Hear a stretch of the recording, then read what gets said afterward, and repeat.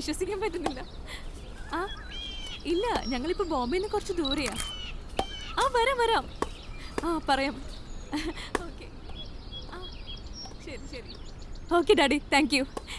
ഏയ് great news.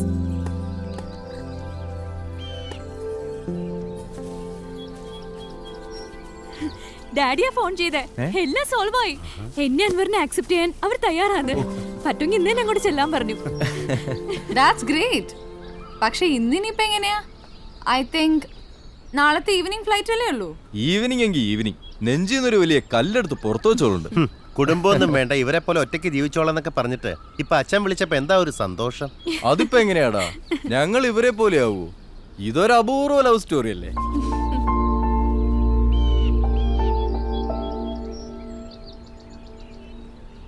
എടേ, നീയൊക്കെ നാളെ നാട്ടിലേക്ക് പോകുന്നുണ്ടെങ്കിൽ ഞാനും കൂടെ വരാം. എന്താണ് പെട്ടെന്ന്? എനിക്കവിടെ കുറച്ച് കാര്യങ്ങളുണ്ട്. ഓക്കേ.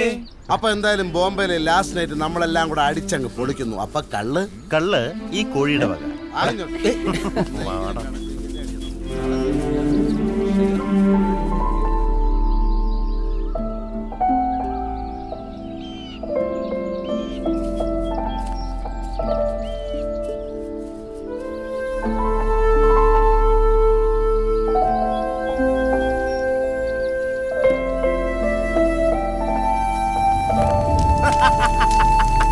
അളിയ, ഇവൻ നേരത്തെ പിടിച്ച മീൻ കണ്ട കരിമീന്റെ തലയും വാളേര ഉടലും അതേതാ അവിഹിത ബന്ധത്തിലുണ്ടായ മീൻ തന്നെ.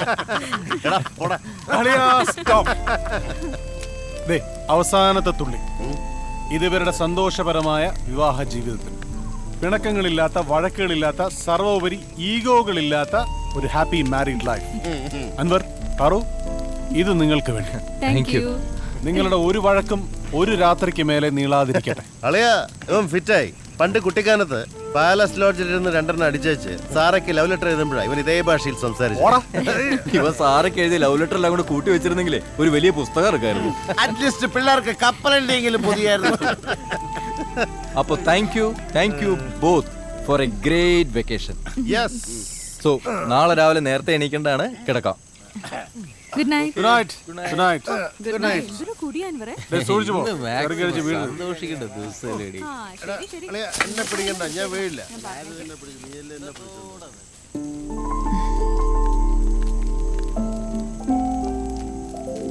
എന്നാ മടക്കം? നാട്ടിൽ നിന്ന് എന്നാ മടക്കമെന്ന്.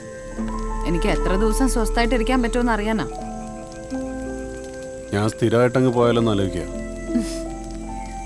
ചിരിപ്പിക്കല്ലേ. ഇടി, നിന്നോട് തോക്കാൻ മനസ്സുണ്ടായിട്ടല്ല, പക്ഷെ പാങ്ങില്ല. സാമ്പത്തികം ഒരു വലിയ പ്രശ്നമാണ്. ഫ്ലാറ്റിൽ അടുക്കളയിൽ നിന്ന് ചാപ്പാട് ഇട്ടിക്കൊണ്ടിരുന്നപ്പോൾ ഒന്നും അറിഞ്ഞില്ല. അതില്ലാണ്ടായപ്പോൾ മനസ്സിലായി ബോംബെയിൽ ഒരു ദിവസം പട്ടിണി അടക്കാൻ 1000 രൂപ വേണം.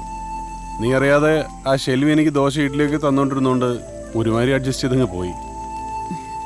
ഞാനെല്ലാം അറിയുന്നുണ്ടായിരുന്നു, പിന്നെ അങ്ങ് പോട്ടേന്ന് വെച്ചു. ഓ, അത്രയ്ക്കൊക്കെ സിമ്പതി ഉണ്ടായിരുന്നു എൻ്റെ അടുത്ത്. എന്തൊക്കെ ഉണ്ടായിരുന്നു എന്ന് അറിയണമെങ്കിലേ ജീവൻ ആദ്യം നല്ലൊരു മനസ്സുണ്ടാവണം. വീട് എന്തായാലും ഞാൻ പോകാൻ തീരുമാനിച്ചു.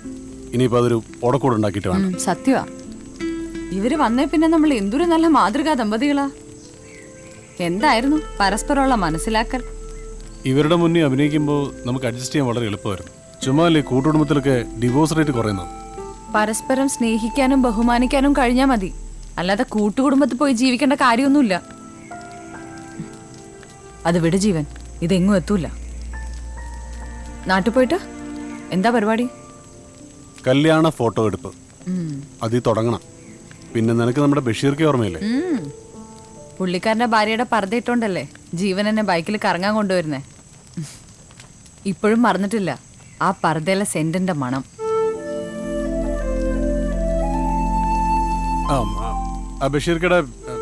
ബഷീർക്കടെ അല്ല, ബഷീർക്ക ഇപ്പോ സിനിമയിൽ പ്രൊഡക്ഷൻ കൺട്രോളറാ. ഓ, അപ്പോ അയാള് സ്റ്റിൽ ഫോട്ടോഗ്രാഫറുടെ അസിസ്റ്റന്റ് ആയിട്ട് ചേർക്കാന്ന് പറഞ്ഞിട്ടുണ്ട്. അസിസ്റ്റന്റോ? ഇത്രയൊക്കെ ആയിട്ടും അസിസ്റ്റന്റ് ആയിട്ടാണോ പോകുന്നത്? അസിസ്റ്റന്റ് നമുക്ക് അറിഞ്ഞൂടല്ലോ നമ്മുടെ ജീവിതം എവിടെ ഇരിക്കുന്നത്.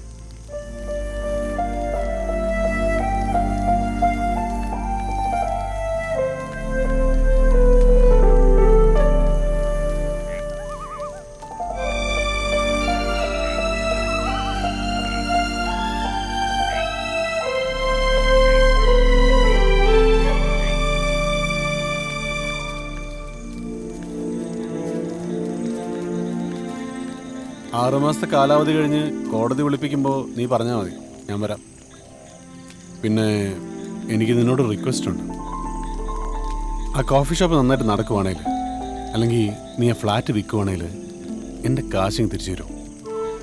അപ്പച്ചൻ്റെ സ്റ്റുഡിയോ വിറ്റ കാശല്ലേ അത്. ചങ്ക് പറിച്ച് കൈവച്ചോണ്ടാ അന്ന് ഞാനത് വിറ്റത്, നമുക്ക് വേണ്ടി. ഇനിയിപ്പോൾ നമ്മളില്ലല്ലോ. ഫ്ലാറ്റ് ഞാൻ വിൽക്കും ജീവൻ. എനിക്കവിടെ ഒറ്റയ്ക്ക് പാടാണ്. കാശ് ഞാൻ തരും. ആ സ്റ്റുഡിയോ തിരിച്ചെടുക്കണം. കല്യാണത്തിന് മുമ്പ് നമ്മൾ ഏറ്റവും കൂടുതൽ കണ്ടിട്ടുള്ള സ്ഥലമല്ലേ. എന്തെല്ലാം കോമഡികൾ കാണിച്ചിട്ടാണല്ലേ നമ്മളിവിടം വരെ എത്തിയത്. നിന്റെ കമ്പ്യൂട്ടർ ഇൻസ്റ്റിറ്റ്യൂട്ട്, പൊൻകുന്നം കുട്ടിക്കാനം റൂട്ടിലെ ദേവമാതാ ബസ്, ബഷീർക്കയുടെ ഭാര്യയുടെ പർദ്ദ, നിന്റെ അപ്പച്ചൻ്റെ ഗുണ്ടകളുടെ തല്ല്, പള്ളിയിലെ ഒളിച്ചോട്ടം, ട്രെയിൻ യാത്ര, മുംബൈ, ഫ്ലാറ്റ്. എന്തിനായിരുന്നല്ലോ ഇതൊക്കെ?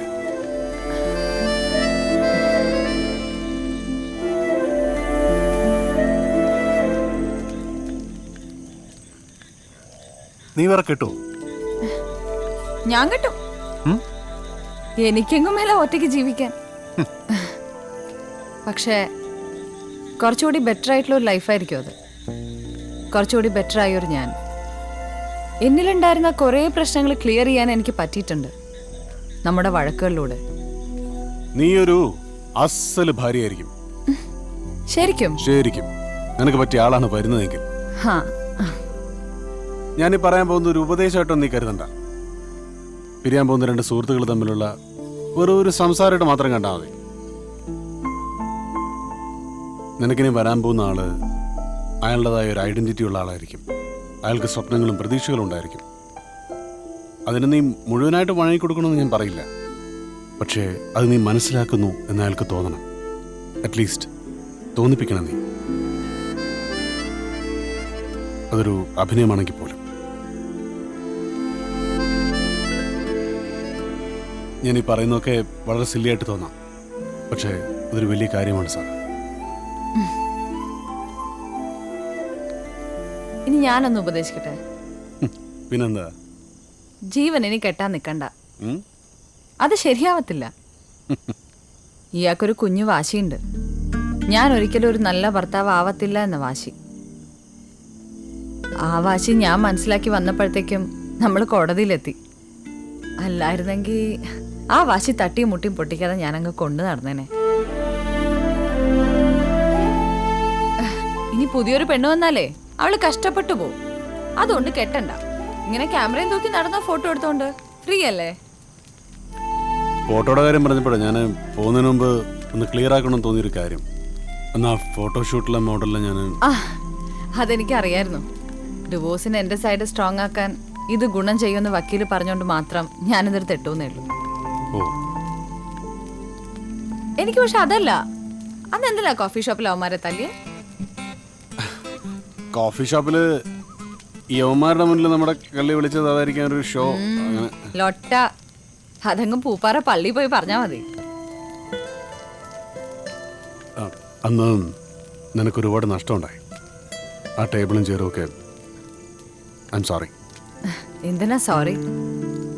ജീവിതത്തിൽ ആദ്യമായി എനിക്കായിട്ട് ജീവൻ എന്തെങ്കിലും ചെയ്തു എന്ന് തോന്നിയത് അന്നാ. എന്റെ കോഫി ഷോപ്പിന് ഒരു തെമ്മാടി മുതലാളി കിട്ടിയെന്നു. എനിക്കൊരിക്കലും മറക്കാൻ പറ്റാത്തൊരു ദിവസം അത്.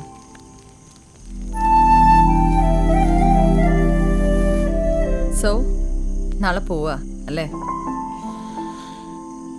അതല്ലേ നല്ലത് നമുക്ക് രണ്ടാക്കും. ഞാൻ മോണ്ടഡാണെന്ന് ഇതുവരെ തോന്നിപ്പിക്കാൻ കഴിഞ്ഞില്ലെങ്കിൽ അത് തന്നെയാ നല്ലത്.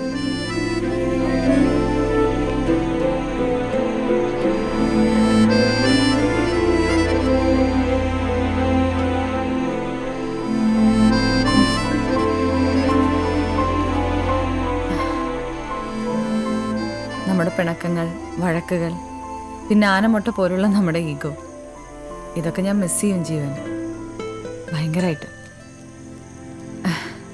Good night.